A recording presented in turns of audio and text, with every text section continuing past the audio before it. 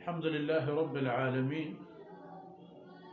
والصلاة والسلام على خاتم الأنبياء والمرسلين سيدنا محمد وعلى آله وصحبه أجمعين وخلفاء الراشدين المهديين وعلى جميع الصحابة والتابعين ومن تبعهم بإحسان إلى يوم الدين. أعوذ بالله من الشيطان الرجيم. بسم الله الرحمن الرحيم.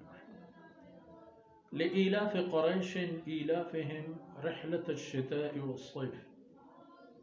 فليعبدوا رب هذا البيت الذي أطعمهم من جوع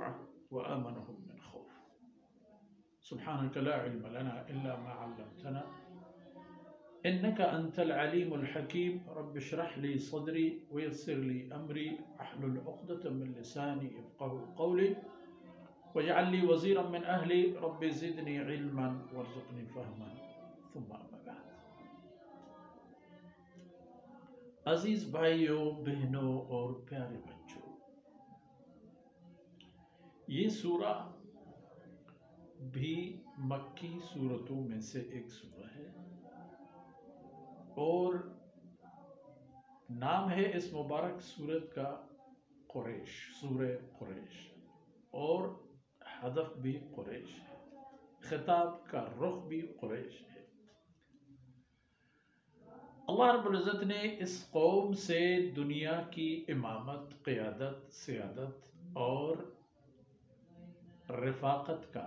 کام لینا تھا۔ اس مقصد کے لیے اللہ نے اس قوم کو چن لیا تھا۔ یہ قوم بھی سیدنا ابراہیم علیہ السلام کی نسل سے ہے۔ یہ حضرت اسماعیل ذبیح کے اولاد ہیں۔ اس سے پہلی سورت سورہ فیل تھی۔ اس سورہ میں کیا نتائج آئے، کیا واقعہ پیش آیا، کن کن باتوں کی وضاحت آ گئی، کن کن حوادث اور واقعات کی نشاندہی ہو گئی، یہ سب قریش کو کریڈٹ دینے کے لیے تھے۔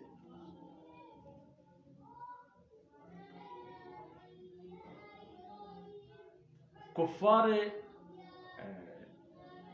قریش، مشرکین قریش، ان کی شرک، کفر، باطل عقائد اپنی جگہ، مرکزیت بنی نوع انسان کا بیت اللہ جو ہے وہ وہی ان کے علاقے میں، اور وہ اس کے سائے میں پلے بڑے اور دنیا میں پھیل گئے۔ اب ان کے لیے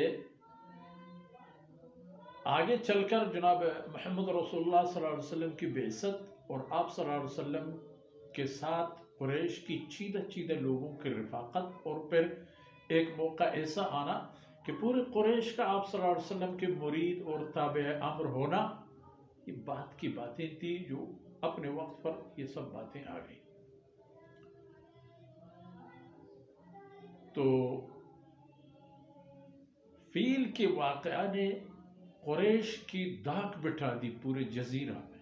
پورے حجاز میں، پورے نجد میں، اطراف و جوانب کے جتنے بھی عرب تھے، سب کے دلوں میں ان کی عظمت بیٹھ گئی اور کار فرما کہ بھئی تو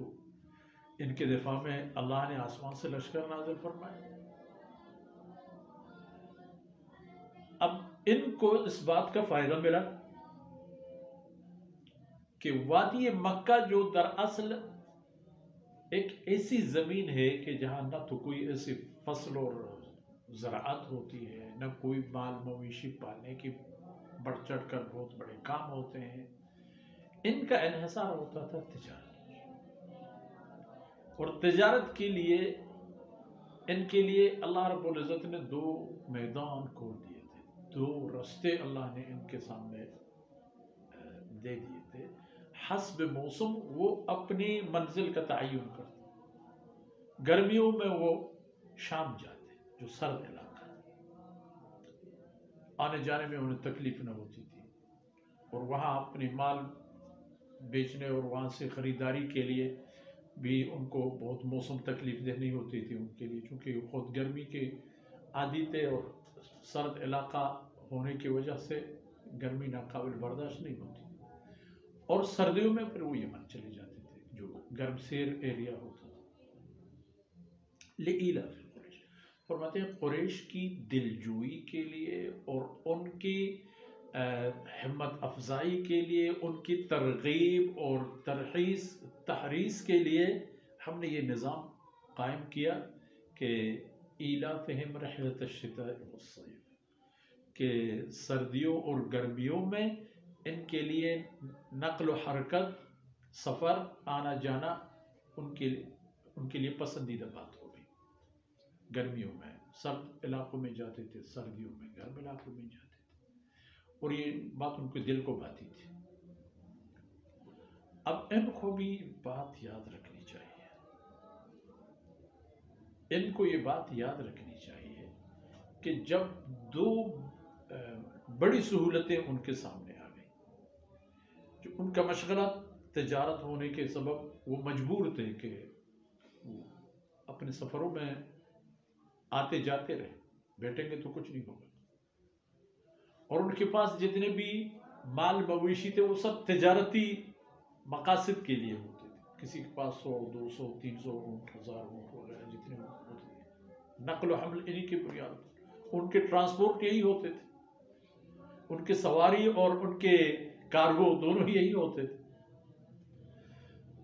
تو ان کو اللہ رب العزت نے دو راستے دیے، اللہ رب العزت ان سے دو باتیں طلب فرما رہا ہے، فَلْيَعْبُدُوا رَبَّ هَذَا الْبَيْتِ۔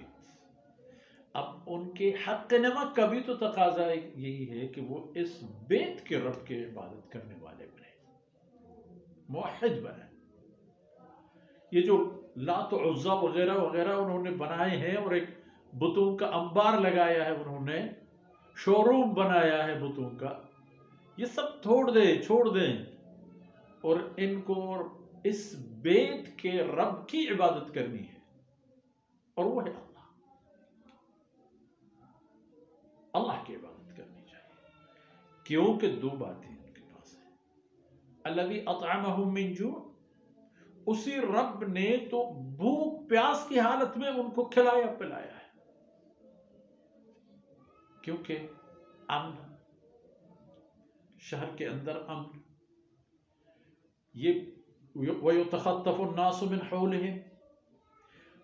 اطراف کا عالم یہ ہے کہ لوگ ایک دوسرے کو اغوا کر لیتے ہیں، اچک لیتے ہیں ایک دوسرے کو، مال اسباب اموال وغیرہ غارت کر لیتے ہیں، اور یہ حرمن آمنن ہے۔ اور جس رستے پر قریش چل کر شام جاتا ہے، اس رستے پر جب کسی کو پتا ہو کہ یہ قریش ہے تو کوئی تعرض نہیں کرتے، تو بابا چھوڑو، یہ تو مقدس لوگ ہیں۔ یہ بیت اللہ پر ابرہہ کے حملے کے نتیجے میں اللہ نے جو ان کو عظمت دی، اس کا سبب ہے، اس میں آپ لوگوں کی بت پرستی کا تو کوئی عمل دخل نہیں ہے۔ ادھر عبد المطلب نے تو ابرہہ سے کہا بھی تھا کہ اس بیت کا ایک مالک ہے جو اس کی حفاظت کر لیتا ہے، اس نے نہیں کہا کہ لات و عزا و فلان فلان آئیں گے، اس نے کہا للبیت رب یحمیہ، اس بیت کا ایک رب ہے جس کی وہ حمایت کر لیتا ہے، اس کی پاسداری کر لیتا ہے۔ آپ لوگوں کی ذمہ داری یہ ہے کہ اس بیت کے رب کی تابعداری کرو جس نے دو چیزیں دی، ایک بھوک پیاس ختم کر دیا آپ کے اوپر، اور دوسری بات آمنہم من خوف، جب پوری دنیا میں خوف کا سایہ چھا چکا ہے، آپ لوگ پرامن زندگی گزارتے ہو، آنے میں جانے میں، حمل و نقل میں، لین دین میں، تجارت میں، تعلقات میں، مواقع اتنے کھول دیے کہ بس آپ لوگوں کا طوطا بولتا ہے، پوری دنیا کا رخ آپ لوگوں کی طرف۔ ابھی قریش کے لیے بطور خاص ہدف ہے کہ دیکھو اللہ رب العزت نے اپنا قول پورا کیا، آپ لوگوں کے تحفظ کی، بیت اللہ آپ سے نہیں چھین لی، ابرہا اسے حاصل نہیں کر سکا، آپ لوگوں کی حاکمیت چودراہٹ یہ تسلیم کی گئی۔ اب اللہ کی بندگی میں تھک نہ جاؤ، اس میں خستگی کا اظہار نہ کرو، جمے رہو، ڈٹے رہو، اور اللہ کا رسول آیا ہے، اللہ کی طرف سے جو باتیں آئیں گی، رسول کی جس طرح رہنمائی کی جائے گی اور رسول جس رستے پر جا رہا ہوگا اس کا ساتھ دینا ہوگا تمہیں، کیونکہ اس مہربان ذات نے تم لوگوں کے لیے اتنی مہربانیاں کی، اب اس کا صلہ یہی ہے کہ اس کی عبادت کرو۔ اب اس کی عبادت اب ایسی سادی سیدھی عبادت نہیں ہوگی، اس کے لیے ابو بکر صدیق کی طرح سب کچھ لٹانا ہوگا، عمر کی طرح سب کچھ قربان کرنا ہوگا، عثمان کی طرح سب کچھ قربان کرنا ہوگا، بلال کی طرح ہر چیز سہنا ہوگا، اور سمیہ کی طرح جان کی بازی بھی ہارنی ہوگی، خدیجۃ الکبریٰ کی طرح دلجوئی کرنی ہوگی اپنے مسلمان گھر والوں کی۔ یہ کام تمہیں کرنے ہیں، کرو گے تو کامیاب ہوگے، ورنہ یہ جگہ کسی اور کے ہاتھ میں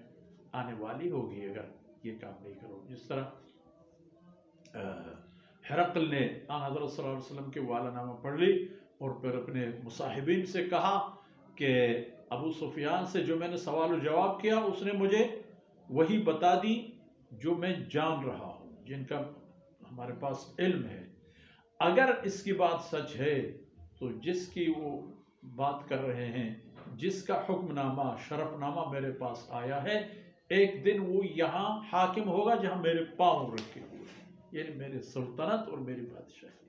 میری سلطنت بھی جائے گی، بادشاہت بھی جائے گی، ملک بھی جائے گا، سب کچھ جائے گا، سب کچھ چلے بھی جائے گا۔ اس لیے میرے بھائیوں، اسلام ہے، قرآن اور سنت ہے، جناب رسول اللہ صلی اللہ علیہ وسلم کی عظمت ہے، ہر مسلمان کے لیے اب یہ سورہ قریش ایک اللہ رب العزت کی نعمتوں کا ایک تذکرہ ہے، ایک یاد دہانی ہے کہ دیکھو بھول نہ جاؤ عزت جو اللہ نے دی ہے اسلام کی بدولت، جہاں تک آپ ہو آگے بڑھو، آگے لے جاؤ اللہ کے اس پیغام کو اور دنیا سے تاریکی مٹاؤ۔ ان باتوں پر آج کی نشست اختتام پذیر ہوتی ہے۔ اللہ رب العزت کبھی کوتاہیوں سے درگزر فرمائے اور ان لمحات کو، ان ٹوٹی پوٹی باتوں کو میرے، آپ کے اور ہمارے مہربان عزیزوں کے، جن کی مہربانیوں سے ہم یہاں تک پہنچے ہیں، جن کی دعاؤں کے برکت سے، جن کی محنتوں سے ہم یہاں تک پہنچے ہیں، سب کی طرف سے اللہ رب العزت یہ قبول فرمائے۔ وصلی اللہ علی نبینا محمد وعلی آلہ وصحبہ اجمعین۔